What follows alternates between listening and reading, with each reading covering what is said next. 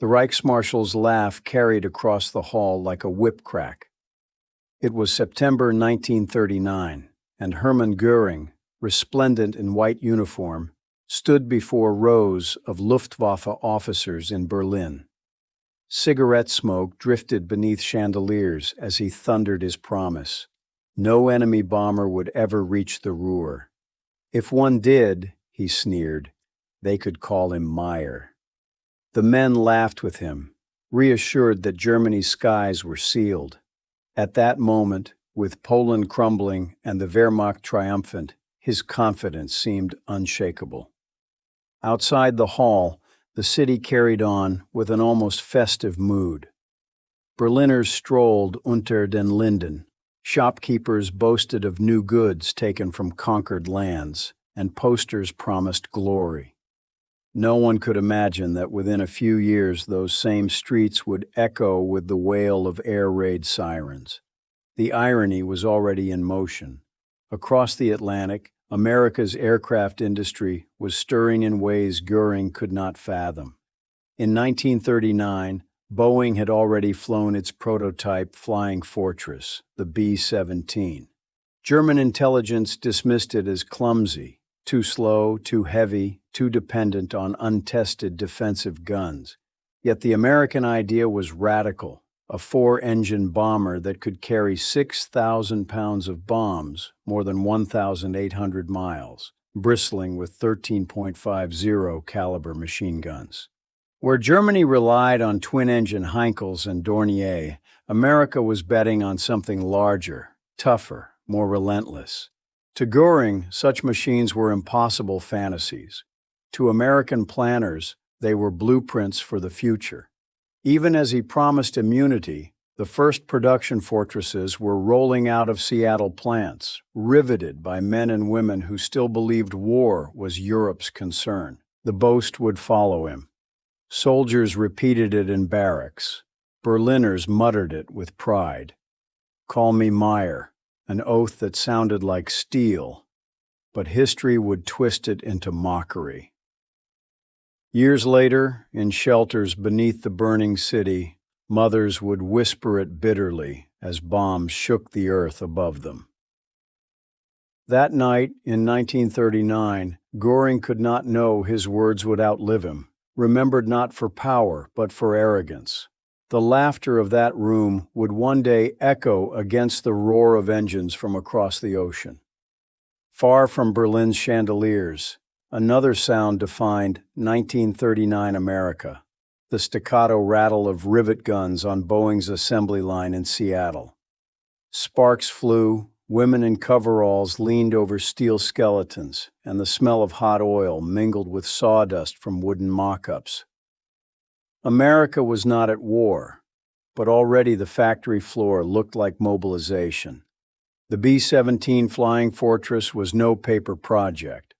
The Model 299 prototype had first flown in 1935, and though early crashes slowed acceptance, its promise was undeniable. With a wingspan of 103 feet and powered by four Wright R-1820 Cyclone engines of 1,200 horsepower each, it could climb to 35,000 feet, beyond the reach of many early fighters. It was a machine built for endurance, not elegance. Crews called it a fortress for good reason. Nose, tail, waist, top, and belly positions each mounted heavy Brownings. In theory, a formation could weave an impenetrable shield of fire. On the training fields of Iowa, young recruits like Bobby Green learned the math of daylight precision. A Norden bomb sight, instructors promised, could drop ordnance into a pickle barrel from 20,000 feet. Green would sit in classrooms sketching calculations while the war in Europe raged across newsreels. It seemed distant, almost cinematic. Yet he sensed his future would be measured in altitude, airspeed, and flak bursts. Numbers grew in silence.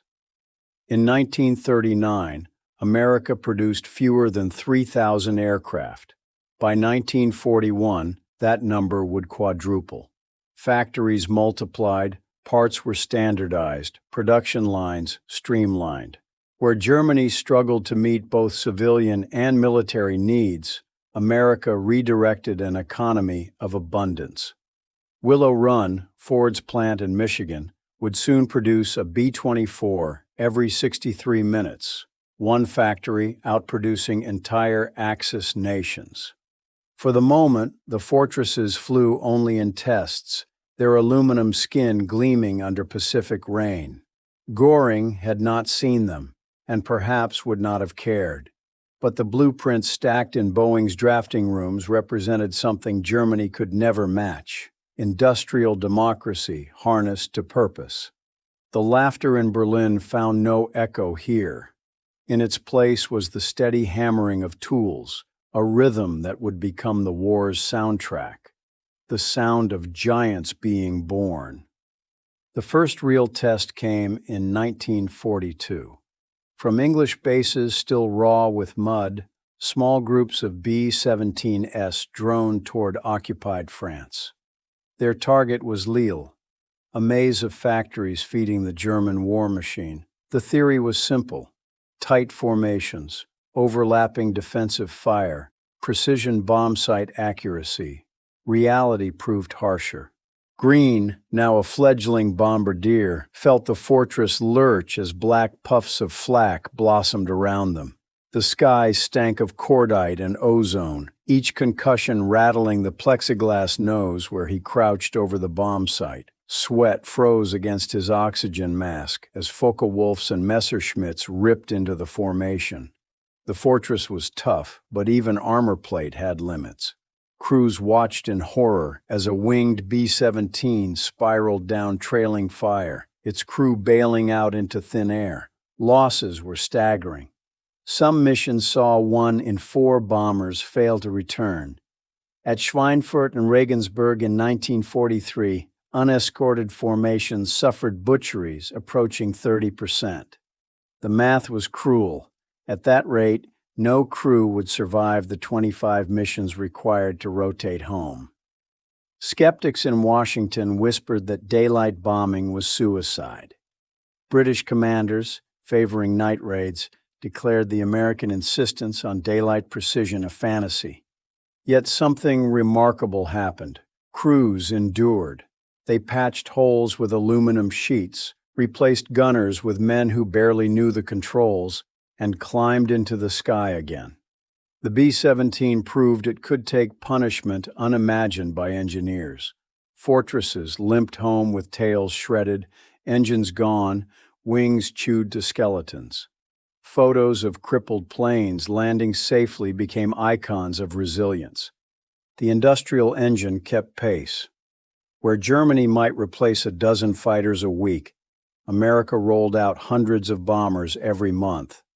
Each fortress lost over Lille was quickly replaced, its serial number only a variation in a sea of steel. For the men flying, this abundance was both comfort and curse. They knew their lives were expendable because the machines were not scarce. As Green scribbled notes after another mission, he heard a pilot mutter through cracked lips, "If only we had fighters that could take us all the way."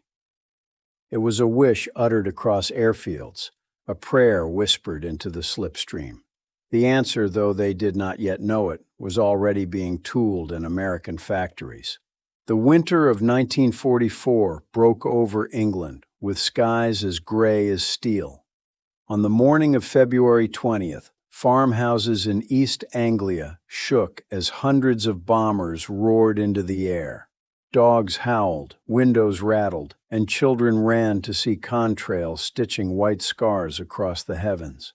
The 8th Air Force was launching something new, something vast, an operation its commanders called Big Week. Inside a B-17 bound for Leipzig, Bobby Green steadied his trembling hands. Around him, the fortress hummed with controlled violence. 4 Wright Cyclone engines, 13.50 caliber guns, each man at his post. He had memorized the numbers: 6,000 pounds of bombs in the bay, a ceiling above 30,000 feet, range to reach the heart of Germany. Yet the numbers could not still the dread that came with every flak burst. This week was designed not just to hit factories, but to bleed the Luftwaffe white.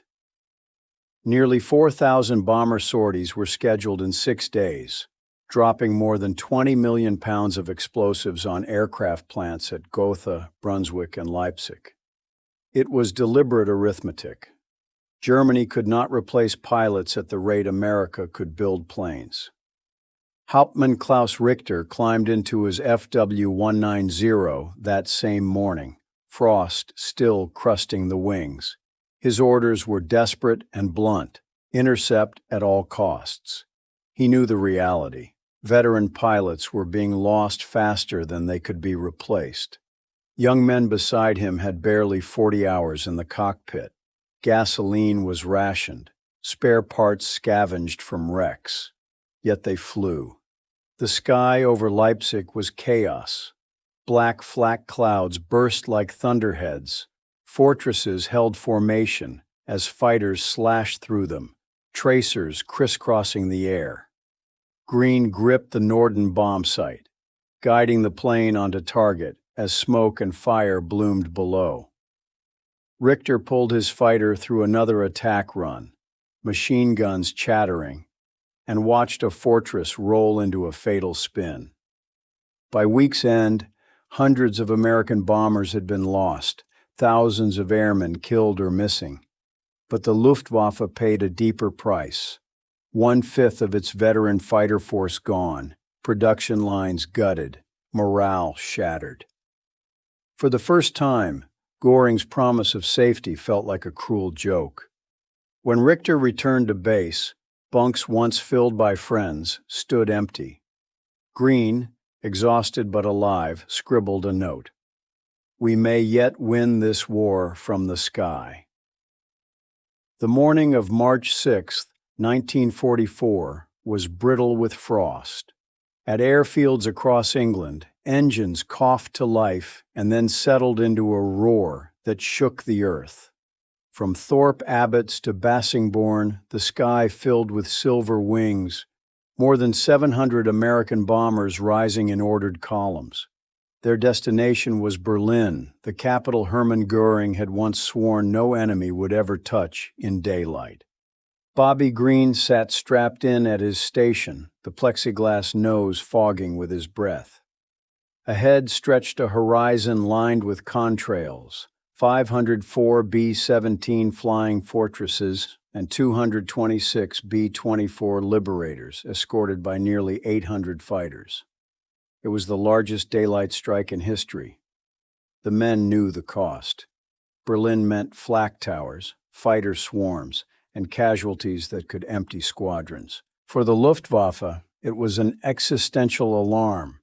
Klaus Richter heard the scramble order crackle across his field. His FW-190 lifted into a sky already crowded with enemy bombers. Beside him flew boys barely trained, some with less than 24 flight hours. The Reich's defense was being spent recklessly, a coin purse emptied into the storm. The attack came hard and fast. Flak bursts blossomed black against the pale sky, shaking fortresses in their formations. German fighters knifed through the bomber stream, cannons thudding, while .50 caliber guns answered in blinding arcs. Green clung to the bomb site, hearing shouts from gunners as one fortress after another tumbled in flames. 70 American bombers and 11 escort fighters fell that day, a butcher's bill of more than 700 airmen. But Richter's world was worse. Nearly 64 German fighters failed to return, almost a fifth of the force committed. Veteran pilots were gone forever, fuel supplies drained, factories still burning from Big Week. For every fortress that fell, American industry would send 3 more. For every German fighter lost, there was no true replacement. By the time Green's fortress limped back across the channel, the lesson was etched into the skies. America could reach Berlin in daylight, and it could afford the cost. Goering's Meyer boast now sounded not like defiance but delusion. That night, Berliners picked through wreckage, while in England crews tallied losses and prepared to fly again. The war had shifted, the Luftwaffe had bled, and the city was no longer untouchable. The turning point came not with a roar, but with a sleek silhouette.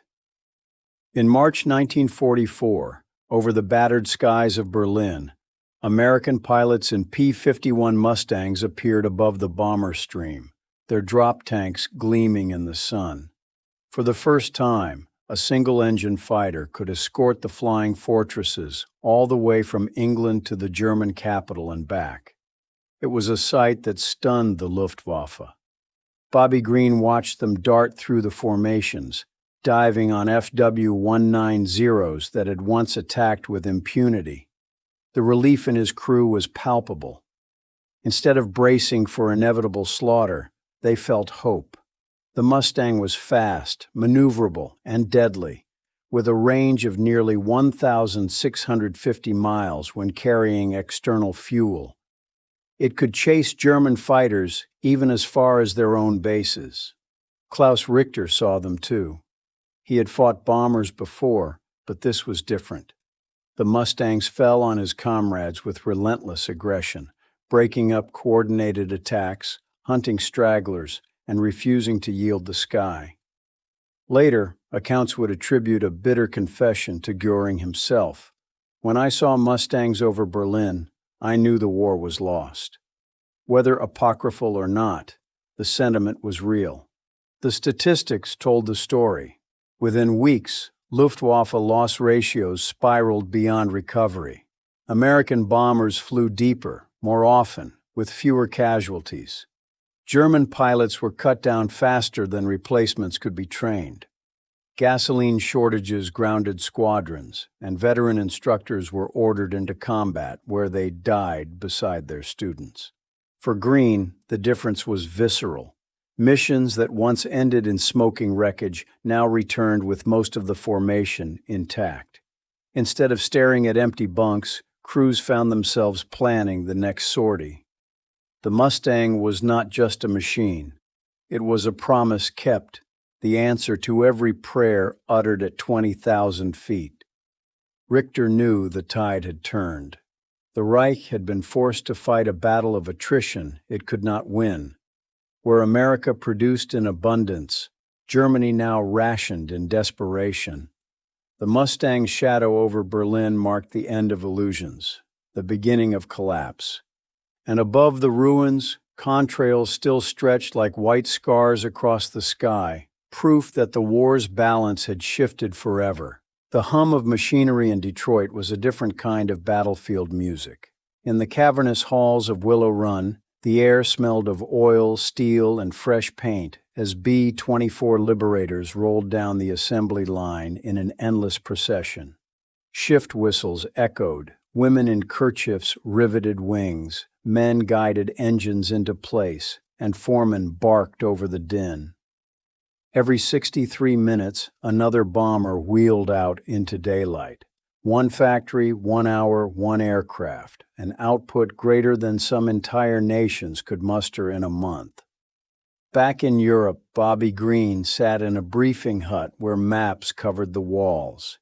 He had watched fortresses fall in flames over Berlin, had felt the emptiness when crews failed to return. Yet when he walked the dispersal fields, he saw new aircraft gleaming, serial numbers higher than the week before.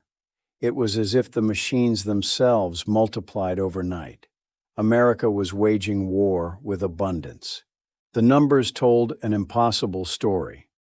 In 1944, the United States produced 96,318 aircraft. Germany managed just under 40,000. Over the entire war, American factories turned out more than 350,000 planes, triple Germany's total. For every B-17 lost in combat, another 3 waited in crates, spare engines stacked like cordwood-filled depots. Replacement propellers sat in racks by the thousands. Klaus Richter felt the imbalance in his bones. His squadron often flew with patched-up machines, tires worn to threads, fuel barely sufficient for sorties.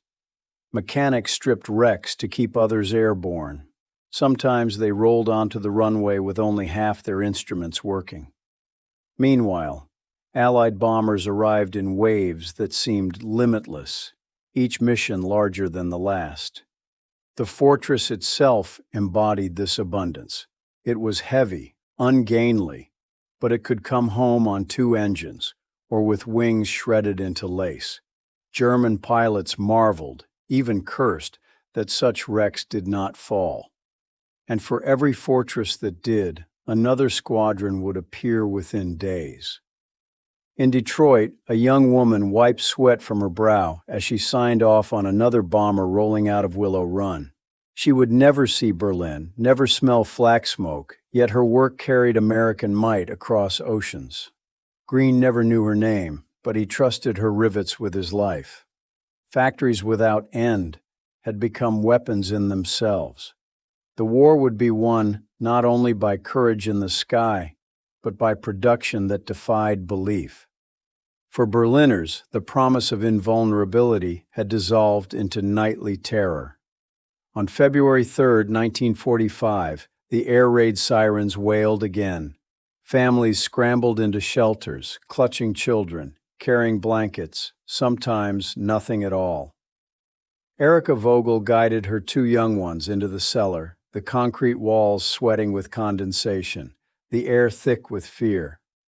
Above them, more than 1,000 American B-17s droned in from the west. The city shook as bombs fell. Streets once lined with cafes and theaters vanished in firestorms. Rail yards erupted.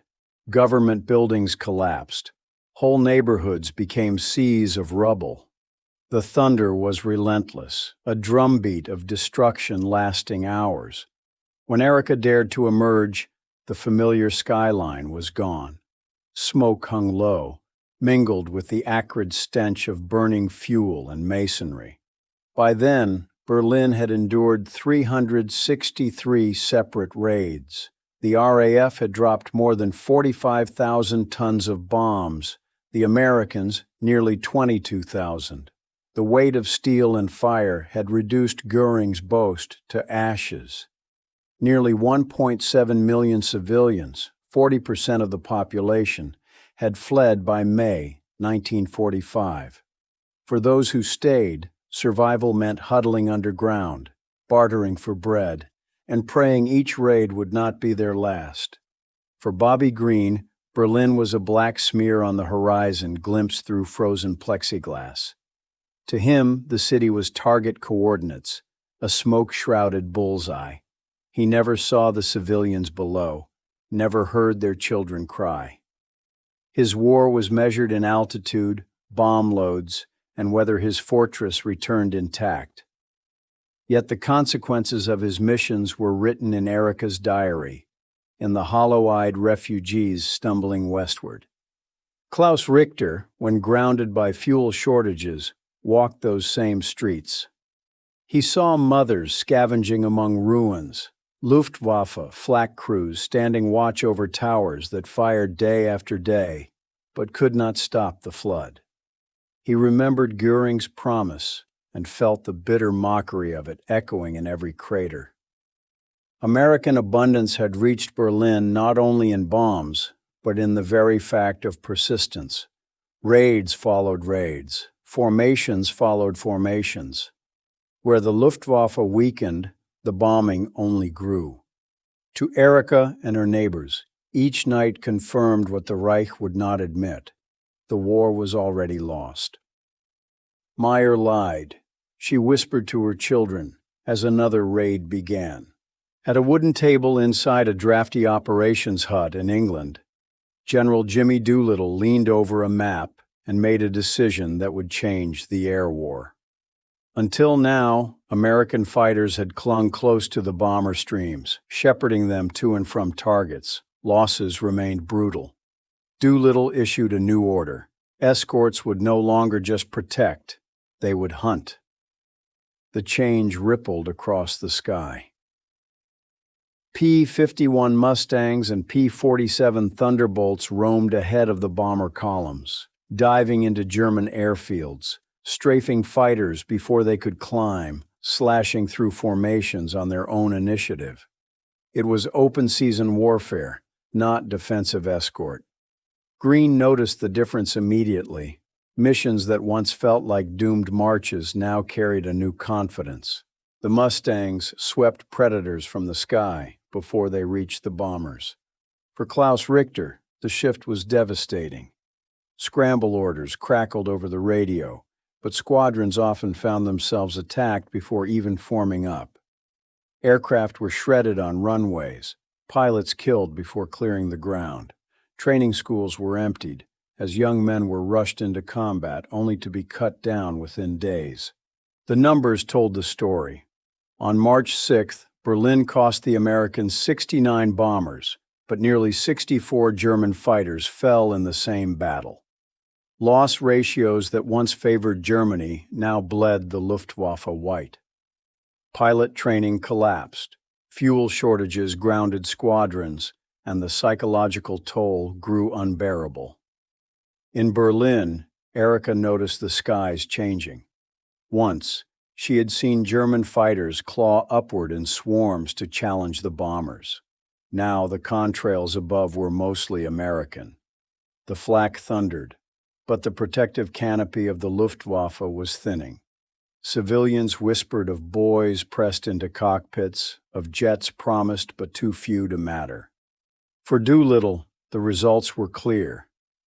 By turning fighters loose, the Luftwaffe was being destroyed, not just in combat, but at its roots. The bomber offensive no longer risked annihilation. It became the instrument of annihilation. Green, looking around the briefing hut after missions, saw more familiar faces surviving, more crews returning. Radios once alive with German chatter fell silent. Where orders had once come brisk and confident, now there was only static. The air war had become a war of attrition, and America's abundance was grinding the Luftwaffe into dust. On February 3, 1945, the sound of engines arrived long before the bombs. Berliners looked up into a pale winter sky and saw it darken with contrails. More than 1,000 B-17 flying fortresses crossed into the capital's airspace, their formation stretching farther than the eye could follow. Each aircraft carried thousands of pounds of explosives. The combined weight measured not in tons, but in the tens of thousands. The Reich's heart was about to be struck as never before. Inside one of those bombers, Bobby Green braced himself against the shutter of flak. The bursts blossomed black around them, heavy shells tearing air apart with deafening cracks. He guided his Norden bomb sight across the city below, rail yards, government offices, factories. At 20,000 feet, Berlin was a gray smear already veined with smoke from earlier hits. Klaus Richter, now flying one of the few FW-190s left serviceable, caught sight of the incoming tide and felt despair settle deeper than fear. There were too many, far too many. He dove through the formation, guns blazing, and broke away pursued by American Mustangs. Every attack felt futile. Each bomber downed was lost in the immensity of the swarm. On the ground, Erika Vogel clutched her children in a cellar as the bombs thundered above. The earth shook, plaster rained down, and the roar seemed endless. When the raid was over, whole districts had disappeared, buildings flattened into wasteland, fires raged out of control. Berlin was becoming unrecognizable, even to its own people. 2 weeks later, on March 18th, the sky darkened again. This time 1,329 bombers and 733 escorts swept in, striking rail hubs and tank plants. Jet fighters, Me-262s of Jagdgeschwader 7, rose to meet them, sleek and fast, but too few, too late, their fuel scarce and bases vulnerable. For every Mustang lost, America could send more. For every German jet destroyed, the Reich was robbed of months of effort. By spring, Berlin had been bombed hundreds of times. Goering's boast had become a bitter memory, mocked by every survivor who emerged from cellars into rubble-strewn streets. The city that once hosted triumphant parades now burned beneath the wings of the very bombers he had ridiculed. The Reichsmarshal's laugh had long since faded, drowned out by the thunder of engines carrying America's industrial might into the heart of Germany. In Allied war rooms, the final victory could be plotted in charts and curves.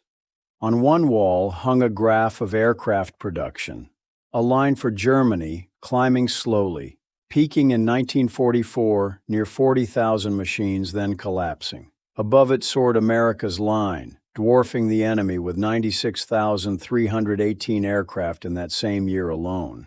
The numbers were staggering, almost absurd, yet they told the war's truth. This was a battle Germany could never win. Bobby Green, finishing his 25th mission, returned to an airfield lined with new fortresses waiting for crews. His own bomber bore scars of flak and fighters, patches of new aluminum covering wounds, but replacements stood ready with fresh paint and higher serial numbers. He realized then that he was part of a tide larger than any single man, an industrial torrent Germany could not withstand.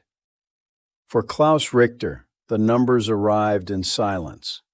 Squadrons once full dwindled to handfuls of pilots. Fuel allocations dropped to a trickle. Radios no longer crackled with the voices of comrades. He saw boys with barely any training strapped into cockpits, sent aloft against impossible odds, many never returning from their first mission. Each loss cut deeper, not just in numbers, but in spirit. The impossible statistics became weapons themselves. America built more aircraft in a single year than Germany managed in the entire war. Ford's Willow Run plant, one facility, produced a bomber every hour, an output exceeding entire Luftwaffe categories. American factories produced propellers faster than German factories could make whole planes. The Reich, with all its militarism, could not compete with democracy's assembly lines. For Berliners like Erika Vogel, the reckoning was written in daily survival. Bombing raids became routine, food scarcer, shelters more crowded. She whispered bitterly of Goering's old boast, "Call me Meyer," now a cruel joke amid ruins. Numbers may have been written in war rooms, but they were lived in hunger, fire, and fear. What Richter and Erika felt firsthand, the Allies measured with cold precision. German air losses exceeded replacements, industrial collapse accelerated, morale fractured. The arithmetic was merciless. The reckoning was not just military, it was existential. The Reich that had declared itself invincible was undone by machines built by farmers' sons, housewives, and mechanics in a democracy that had outproduced tyranny. When the guns finally fell silent in May 1945, Berlin was rubble. Children played among ruins where Goering had once promised safety, their laughter mingling with the distant rumble of occupying tanks. The city had endured 363 raids, its population reduced by nearly half, its factories gutted, its streets scarred. The Reich's capital was a graveyard of arrogance. Bobby Green returned home to Iowa, thin and older than his years, but alive. He carried memories of frozen skies, of flak bursting like black flowers, of friends who never came back. He also carried the knowledge that his survival owed as much to a factory worker in Detroit or Seattle as to his own skill.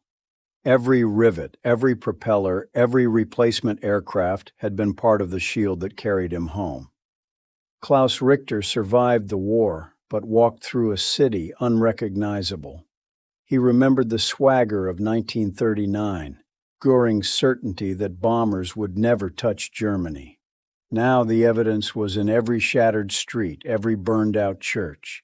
His generation had been sacrificed to a promise that proved hollow. For Erica Vogel, survival meant raising her children amid ruins, their future reshaped by devastation. She never forgot the cellar walls trembling, the smell of smoke, or the bitter whisper, "Meyer lied." Her city bore the scars, but she endured. The legacy of the bombing campaign was not only destruction. Strategically, it had cleared the skies for D-Day, crippled German industry, and shattered the Luftwaffe. It revealed the true weapon of the United States was not just bravery, but abundance. Factories that outbuilt entire nations, citizens who transformed peacetime skills into war-winning production. Modern readers may find the statistics impossible. 1 year's American aircraft output surpassing Germany's total war effort. A single factory producing more bombers than the Reich could replace fighters. Numbers so vast they seem abstract. Yet behind each was a human hand, a decision, a sacrifice. The laughter of 1939 had been replaced by the thunder of engines that shook the world.